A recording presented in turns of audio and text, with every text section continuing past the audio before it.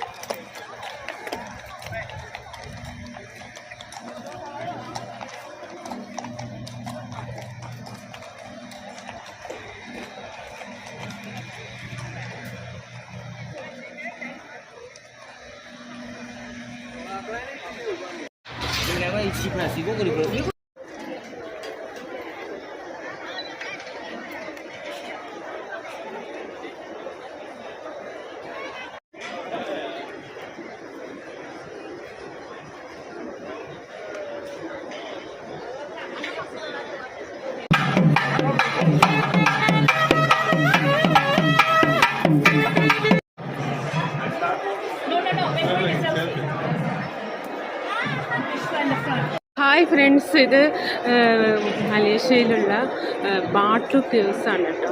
ഇവിടെ സുബ്രഹ്മണ്യനെ, അതായത് മുരുകനെയാണ് വർഷിപ്പ് ചെയ്യുന്നത്. ലൈം സ്റ്റോൺ ഉറച്ചുണ്ടായ പാറകളാണ് കേട്ടോ.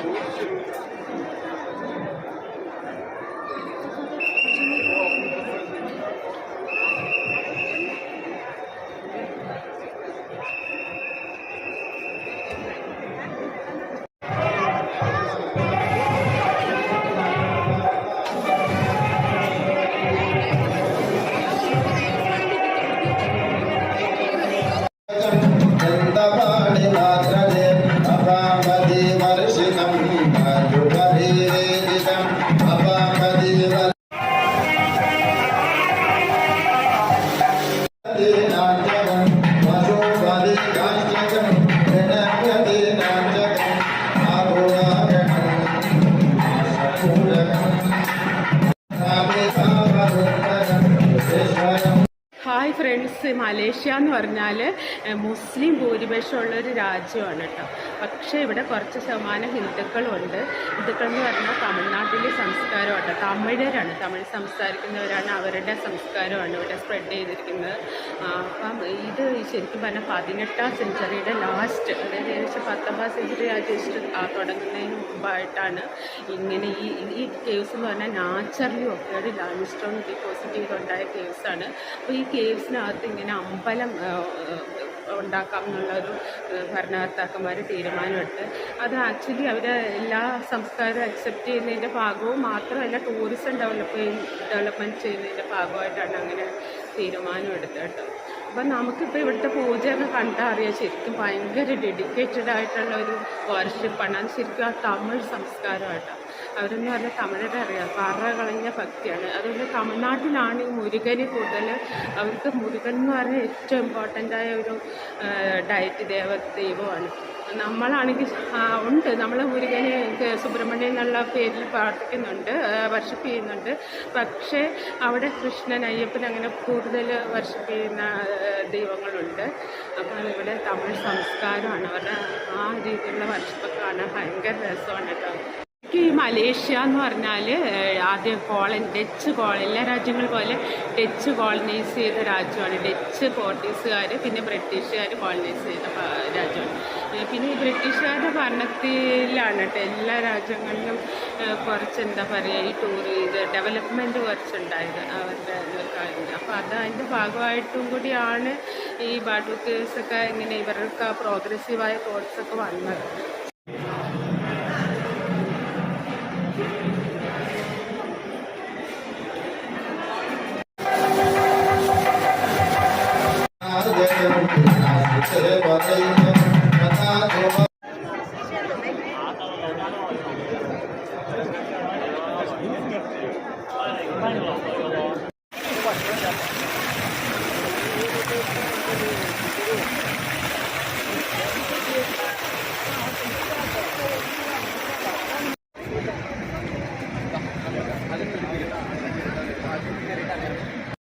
ഫ്രണ്ട്സ്, ഇതാണ് മലേഷ്യയിൽ തന്നെയുള്ള കോലാലംപൂരിൽ നിന്ന് 55 കിലോമീറ്റർ ഡിസ്റ്റൻസിലുള്ള ജെൻഡിങ് ഹൈലൻഡ്സ് എന്നാണ് പറയുന്നത് കേട്ടോ. ഇതൊരു മൗണ്ടൈനസ് ഏരിയയുടെ പാർട്ടായിട്ടുള്ള ഒരു ഹില്ലി ഏരിയ ആണിത്. ഇത് സീ ലെവലിൽ നിന്ന് ഒരു 1865 മീറ്റർ ഹൈറ്റാണുള്ളത് കേട്ടോ. ഇവിടെ നമുക്ക് ഇവിടെ ടൂറിസ്റ്റുകൾക്ക് ഒരു എക്സ്പീരിയൻസിന് വേണ്ടിയിട്ട് കേബിൾ കാർ ഉണ്ട് കേട്ടോ. കേബിൾ കാർ വഴിയാണ് ഇത്ര ഹില്ലോട്ട് കയറണ്ടേ. അപ്പോൾ കേബിൾ കാർ വഴിയുള്ള ഒരു സംവിധാനം ഉണ്ട്. അപ്പോൾ അതിൽ നമ്മൾ അങ്ങോട്ട് വന്നത് കേബിൾ കാർ വഴിയാണ്. പക്ഷേ റോഡ് വേസ് നമുക്ക് പോകാം. തിരിച്ചു പോകുന്നത് റോഡ് വേസാണ് പോകുന്നത്. അപ്പം കേബിൾ കാർ വഴി കേബിൾ കാർ വരുമ്പോൾ 3 ലെവലുണ്ട് കേട്ടോ. അപ്പോൾ ഓരോ ലെവലിലും ചെറിയ ഒരു അട്രാക്ഷൻ ഉണ്ട്. ഈ 3ാമത്തെ ലെവലിലാണ് ഇപ്പം ഞാൻ നിൽക്കുന്നത്. ഈ 3ാമത്തെ ലെവലിലുള്ള പ്രത്യേകത എന്ന് വെച്ചാൽ ഇവിടെ ഒരു കസിനോ ഉണ്ട് കേട്ടോ. സ്കൈ കാസിനോ എന്നാണ്. സ്കൈ അവന്യൂ മാളുണ്ട്. ആ മാളിൽ സ്കൈ കാസിനോ ഉണ്ട്.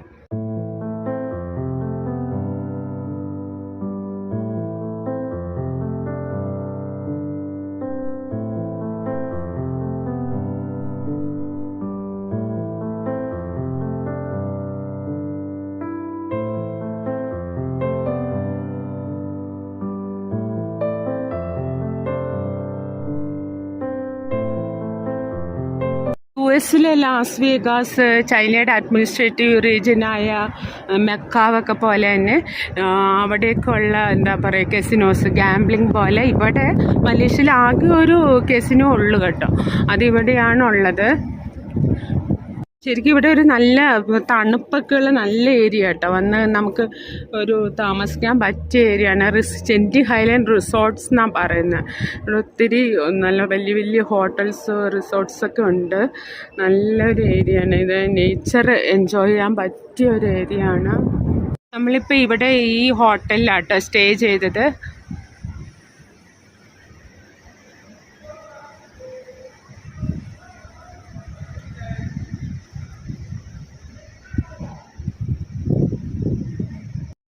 അപ്പോൾ ഇവിടെ കുറേ വേറെ ഷോപ്സ്, എൻ്റർടൈൻമെൻറ്റ് വേറെ കുട്ടികൾക്കുള്ള അല്ലാതെയുള്ള ഉണ്ട്. പിന്നെ അതുപോലെ ഇടയ്ക്ക് ചില മ്യൂസിക് പ്രോഗ്രാംസ് ഉണ്ട്.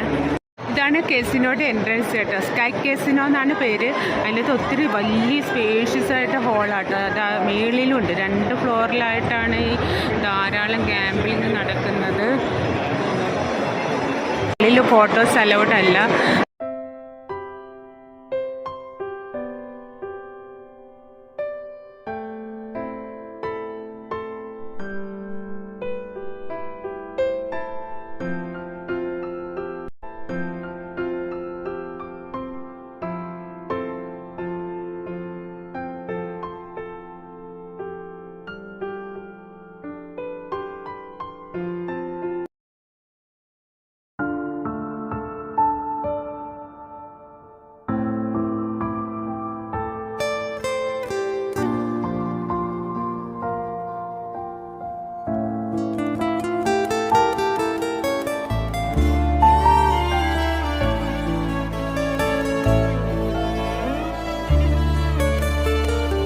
മലേഷ്യയിലെ ഈ സ്ഥലമാണ് പുത്രജയ എന്നാണ് ഈ സ്ഥലത്തിൻ്റെ പേര്. ഇത് നമ്മൾ മലേഷ്യയുടെ തലസ്ഥാന ക്യാപിറ്റലായ കോലാലംപൂരിൽ നിന്ന് 35 കിലോമീറ്റർ ഡിസ്റ്റൻസാണ് ഈ സ്ഥലം. അപ്പോൾ ഇതിൻ്റെ പ്രത്യേകത എന്താണെന്ന് വെച്ചാൽ ഈ മലേഷ്യയിലെ എല്ലാ ഗവൺമെൻറ് ബിൽഡിങ്സും ഇവിടെയാണുള്ളത്. ഇവിടെ വേറെ അതല്ലാതെ എൻ്റർടൈൻമെൻറ്റായ കാര്യങ്ങളൊന്നും ഇവിടെ അലൗഡ് അല്ല. ഇവിടെ ഈ ഗവൺമെൻറ് ബിൽഡിങ്സിൻ്റെ ഒരു ഏരിയ ആണ്. അതാണ് പുത്രജയ എന്ന് പറയുന്ന സ്ഥലം. നമ്മൾ ഈ കാണുന്ന ബിൽഡിംഗ് എന്ന് പറഞ്ഞാൽ പ്രൈം മിനിസ്റ്ററുടെ ഓഫീസാണ് കേട്ടോ. 1957 ഓഗസ്റ്റ് 21 മലേഷ്യക്ക് ഫ്രീഡം കിട്ടിയത്. അതായത് നമ്മുടെ രാജ്യം പോലെ. അതായത് ഇവിടെ ബ്രിട്ടീഷുകാർ കോളനൈസ് ചെയ്ത രാജ്യമാണ്. അപ്പം നമുക്കറിയാമല്ലോ, ബ്രിട്ടീഷുകാർ വന്നിട്ട് ട്രേഡിങ് നടത്താനെന്ന് പറഞ്ഞിട്ട് രാജാവിൻ്റെ അടുത്തൊക്കെ സമ്മതം ചോദിച്ച് കയറും. പിന്നെ അവസാനം ആധിപത്യം സ്ഥാപിക്കുന്ന കാര്യം അറിയാം. അപ്പോൾ അതുപോലെ ഇവിടെ ബ്രിട്ടീഷ് കോളനൈസ് ചെയ്തിരുന്നു. അപ്പോൾ എന്നിട്ട് ഇവർ കുറേ യുദ്ധമൊക്കെ നടത്തിയിട്ടാണ് ഇവർക്ക്, അതായത് നമുക്ക് 1947 കിട്ടി. അതിനുശേഷം 10 വർഷം കഴിഞ്ഞാണ് 1957 ഓഗസ്റ്റ് 21 ഈ മലേഷ്യക്ക് ഫ്രീഡം കിട്ടിയത്. അപ്പോൾ അതോടുകൂടി രാജഭരണം അങ്ങ് അവസാനിക്കുകയും പ്രൈം മിനിസ്റ്റർ എന്നൊക്കെ പവറായിട്ട് എലക്റ്റഡ് ബോഡി നിലവിൽ വരികയും ചെയ്തു. അപ്പോൾ ഇവിടെ ഡിഫറെൻറ്റ് പൊളിറ്റിക്കൽ പാർട്ടികളുണ്ട് കേട്ടോ. അപ്പോൾ ഇപ്പോൾ അതായത് പിന്നെ ഇതിന് പുത്രജയ എന്ന് പേര് വരാൻ കാര്യം, അതായത് നമ്മൾ ആദ്യം ഭരിച്ച ആദ്യത്തെ പ്രൈം മിനിസ്റ്ററിൻ്റെ പേര് അബ്ദുൾ റഹ്മാൻ പുത്ര എന്നാണ് കേട്ടോ. അപ്പോൾ അദ്ദേഹത്തിൻ്റെ ബഹുമാനാർത്ഥമാണ് ഈ പുത്രജയ. ജയ എന്ന് പറഞ്ഞാൽ വിക്ടറി, വിജയം എന്നുള്ള ഒരർത്ഥമാണ്. അപ്പോൾ പുത്രജയ എന്ന് പേര് വരാൻ കാര്യം അതുകൊണ്ടാണ്. ഈ അബ്ദുൾ റഹ്മാൻ പുത്രയുടെ പേരാണ് ഇട്ടിരിക്കുന്നത് ബഹുമാനാർത്ഥം. ഈ കാണുന്നത് കേട്ടോ മലേഷ്യയിൽ ഏറ്റവും വലിയൊരു മോസ്ക് പള്ളിയാണ് കേട്ടോ, മുസ്ലിം പള്ളിയാണ്. ഇവിടെ ക്രിസ്ത്യൻ ചർച്ചുകളൊക്കെ ഉണ്ട്, ചെറിയ പെർസെൻറ്റേജ് ആണ് ക്രിസ്ത്യൻസ് ഉണ്ട്. മുസ്ലിം രാജ്യമാണെങ്കിലും ഇപ്പോൾ ഇവരുടെയൊക്കെ ഈ കോളനി ബ്രിട്ടീഷുകാർക്ക് വന്നപ്പോൾ എല്ലാ റിലീജിയനും അക്സെപ്റ്റ് ചെയ്യുകയും അതിൻ്റെ ഭാഗമായിട്ട് എല്ലാ മതക്കാരുടെയൊക്കെ ചെറിയ ചെറിയ അവരുടെ വർഷിപ്പ് പ്ലേസുകളൊക്കെ ഉണ്ട് ഇവിടെ.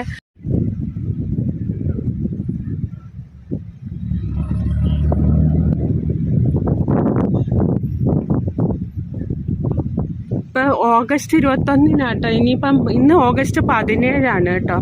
അപ്പോൾ ഇനി 4 ദിവസമുള്ള ഇവരുടെ ഫ്രീഡം സ്വാതന്ത്ര്യദിനം ആഘോഷിക്കുന്നത്. അപ്പോൾ അതുകൊണ്ട് ഇവിടെ എല്ലാ സ്ഥലവും മലേഷ്യയിൽ ഇങ്ങനെ അവരുടെ ഫ്ലാഗ് ധാരാളം വെച്ചിട്ടുണ്ട്. ഈ ഇവിടെ ചുറ്റും എല്ലായിടും ഫ്ലാഗ് വെച്ചിരിക്കുകയാണ്.